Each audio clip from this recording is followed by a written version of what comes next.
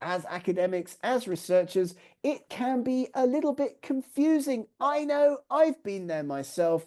Who am I talking to at a journal? Who's who and what's what? So, with this in mind, we put together a bit of a handy field guide for you to understand better who you might be talking to at academic journals. It could be the journal managing editor.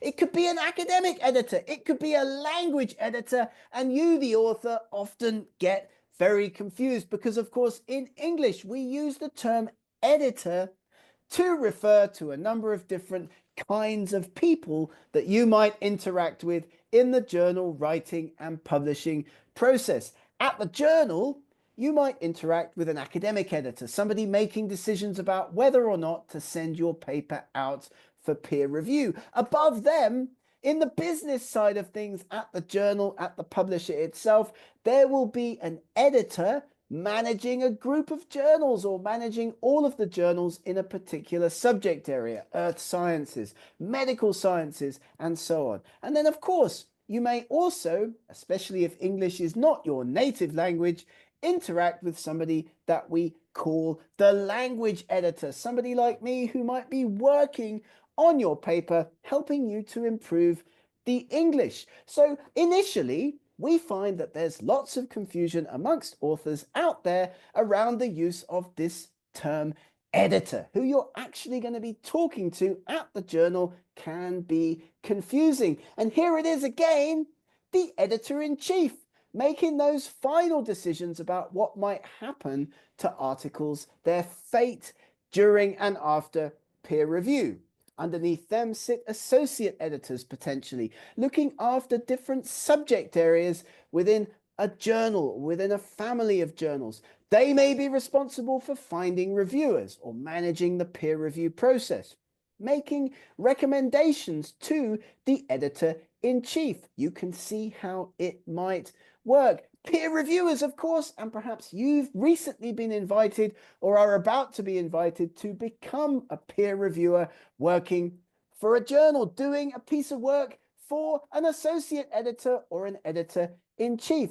All of these different categories of people are potentially people who you might interact with during the manuscript submission process. You might talk to the editor-in-chief. You might be talking just to an associate editor. You'll, of course, be dealing, if the peer review process is open, and it's not at Bentham, but if it is at many other publishers, many other journals, you will know who the peer reviewers are. And of course, also interactions with the editorial review board. Who does what in the process? And we just put these slides together to give you more information to help you understand who you're talking to and what the outcomes might be at the different stages of the process. Because of course, if you submit a paper to a journal, it goes through a number of different stages in the process of peer review. The first stage is triage. And that's where the editor or the editor-in-chief, those people that we saw on the previous slide, are making decisions about what should happen with the paper. Should it be rejected or should it be sent out for peer review, external review? And of course, at higher impact factor journals, many of the Bentham journals, Nature, Science, those big journals in science, in the field, many papers get rejected before they get sent out for peer review. This triage stage that journals go through to decide whether something should or should not be sent out for peer review in the first place. External review, we want to get into that. We want our papers to be sent out for peer review if at all possible. That's, important for researchers. Your paper is having a chance after peer review of getting published. Of course, the paper will come back with peer reviews, with your comments, with your responses. And then, of course, we enter that stage 3, that editorial decision phase. Many papers get rejected after peer review. Many papers get sent back to the author for further revisions. And the cycle goes on, the cycle continues. But hopefully, At the end of the day, your excellent, fantastic, amazing piece of research will be published in a leading journal. And we certainly do hope that that will be a Bentham journal. But at step 1, in the article submission process, at editorial triage, as we like to call it, desk editors, managing editors, or editors-in-chief at smaller journals will be looking at your submitted work, and they will be thinking, does this work fit with the journal's scope? Does the work have a clear message? Is the work original? Is it important? Is it relevant to our journal's readers? Are the papers from our journal cited? This is important as well, because this can be something that editors look at to decide if a submission is interesting, important, and relevant to that particular journal. Is the author citing papers previously published in that journal? And of course, did you follow the journal instructions? So a quick checklist for you. If you're thinking about making a submission to a journal, it's definitely worth having a look at these steps, these quick things in our quick submission checklist to make sure that you haven't gone over the line, that you do have the best chance of passing that initial editorial triage stage, and the paper will end up going out for peer review. Don't forget that you do have to sell yourself and sell your work to get it through editorial triage. Many journals, especially those higher impact factor ones, they do want to maintain those high rejection rates, part of the way that impact factors get calculated, by the way. So do have a look at this. If you'd like more information, do have a look at our website, scitrain.com. If you'd like to learn more, we have entire webinars and workshops on all of these issues. Managing the article submission process, making sure that your paper has the highest possible chance of acceptance after peer review. Of course, you may get what we call a desk rejection. Unfortunately, this happens all the time. A paper submitted to a journal, the editor, the desk editor, the editorial team decides that the paper is not suitable for that journal, should not go out for peer review. It might not be of high enough significance. It might be not within the journal's aims and scopes. So desk rejection without review. Did your abstract fail to sell the paper? Was your paper hard to understand? Was there a fatal mistake, a fatal error? Have a think about these things, of course, before you consider sending the paper off to another journal. But of course, this process is positive, and we should never really get too dejected and downhearted if our paper does get desk rejected before peer review, because this is speeding up the process. It's a good thing. Rejection in 1 to 2 weeks rather than 1 to 2 months. So that could be a good thing. And that should be something that you think, well, at least I know that this is something that I can do with the paper. I can send it off to another journal. You may wish to go back to the editor and request a reconsideration. This may be appropriate on some occasions. Perhaps you feel that you've been unfairly treated. That's something that we'll talk about a little bit later on in our event today. Always be polite, be respectful, and of course you'll need to have a strong case to make to that editor-in-chief if you do think the paper should be sent out for peer review at this particular journal. But this is a good thing. Obviously, it's going to feel a bit negative. You're going to feel a bit rejected, but at least you found out early in the process, which is, of course, better than finding out later in the process. But do have a look at this little checklist that we put together. 10 traits that will help you get your paper accepted. And these are important to keep in mind. Have you paid attention to detail? Have you appropriately considered the journal that you're submitting to? If you do get review comments back, have you considered them in enough detail? Have you really considered them in enough detail? Is your English good? Is it as fantastic as possible? And of course, if you need help with English, do get in touch with us at scitrain.com. We'd love to help you with that.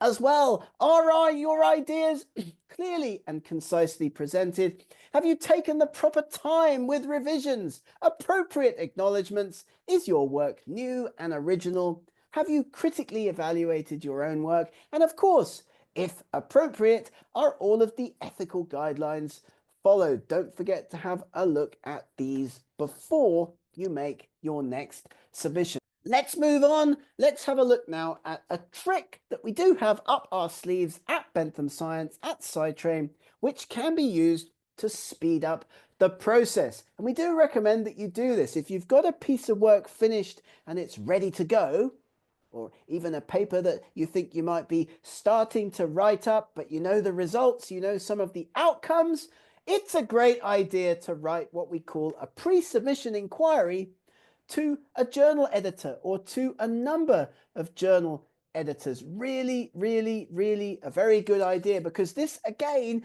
can speed up the process. You write to editors when you're getting going on writing the paper, or when you've got the paper at a later stage. Ask them if they think it would be a good idea. Would they like to see a submission from you on this particular topic? They will get back to you, and they will be positive or they will be negative, and we'll give you an email template at the end of our event today that you can use to do this. But pre-submission inquiries are also a great way to speed up the process, the journey of your paper into what we hope will be an effective pre and peer review process. Here's a screenshot of that template. Don't forget, we'll email this to you. Don't worry. You'll get this within the next 24 hours after our event today in follow-up from the team at SciTrain. And of course, if you haven't looked at our fantastic website, scitrain.com, do jump on over and have a look, because what we do is we provide training events just like this one to researchers all around the world all of the time. So if you're thinking, well, I'd like some training for my research group, that would be absolutely fantastic. Do get in touch, and we would be delighted to show up online and provide you with some training for your research team. Another way, in addition to pre-submission inquiries, that you can speed up the process of getting your work published as quickly as possible in the best journals possible, is to consider the use of preprint platforms. What are they? Preprint platforms are online repositories for academic work. Research Square, arXiv, bioRxiv, medRxiv, the list goes on and on. You put your work onto one of these platforms before it goes into formal journal peer review, when the work is finished, or even in an early stage, or you've done a conference presentation, for example. Before peer review and online publication, share your work with the community. Corrections will come back. Other researchers will give you feedback on your posted work. This can improve your work, it can improve your study, and it will also speed up the dissemination of your research. If we hadn't been using preprint platforms during the pandemic, we would not have developed vaccines, for example, as fast as we did. Your work will be shared fast with other interested researchers. Peer review can happen fast and open if appropriate. And of course, journals can come in and they can select articles from preprint platforms. But don't worry, of course, people worry about preprint platforms. Your work, your priority, your author intellectual property, these are protected on preprint platforms by things that we call Creative Commons licenses. You submit your work into a preprint platform, it gets stamped with a CC license, a Creative Commons license. Let's imagine you've just done a conference presentation, put the slides on a preprint platform. Nobody can gazump you, nobody can steal your ideas. Authors have concerns about these. CC licenses, of course, we can talk in much more detail about what the different kinds of CC licenses mean. If you publish with Bentham Open Access, we publish your work under a CC BY license. The work can be reused for non-commercial purposes by anyone. That's open access. And of course, on preprint platforms, your work can be fed back on by other researchers within the community. So a very good idea to speed up the dissemination of your research. We also put a lot of time and effort into recommendations around the creation of effective cover letters. When you make your submission to a journal, you don't want to waste the opportunity to sell your work to the editor. Don't write something boring. Don't write something dull and derivative. Please consider this paper for consideration in your esteemed journal. You've got to tell your editor why they should take your research seriously, why they should consider sending the work out for peer review. Be enthusiastic. Tell them the key message, the selling point, the take home, why the work is important, why it's suitable for that particular journal. Maximize your chances of success. Give your work the best possible chance of acceptance, of being sent out for peer review. Put time and energy into your cover letter. It's one of the first sections of a paper that an editor's going to read, so make it count. Why is your topic important? Why are the results significant? What's the key, the breakthrough?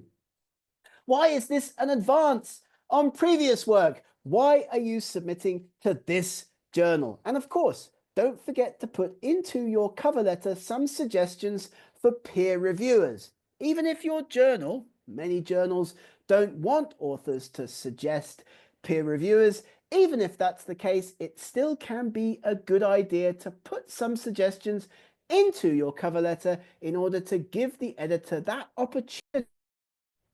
The editor may use those suggestions in their processing of the paper. So do give that some thought as well. As you put your cover letter together, this is what we get often. Nothing. People don't bother with a cover letter at all. Or they write something really boring like this. Dear editor, please find our paper enclosed, which we hope you will find interesting. What you want is something compelling, something that captures the editor's attention, something that sells the editor on your story. Why is it particularly appropriate for that journal? Why should people want to read it? Why should the editor want to send your paper out for peer review? Do put time and energy into a great cover letter.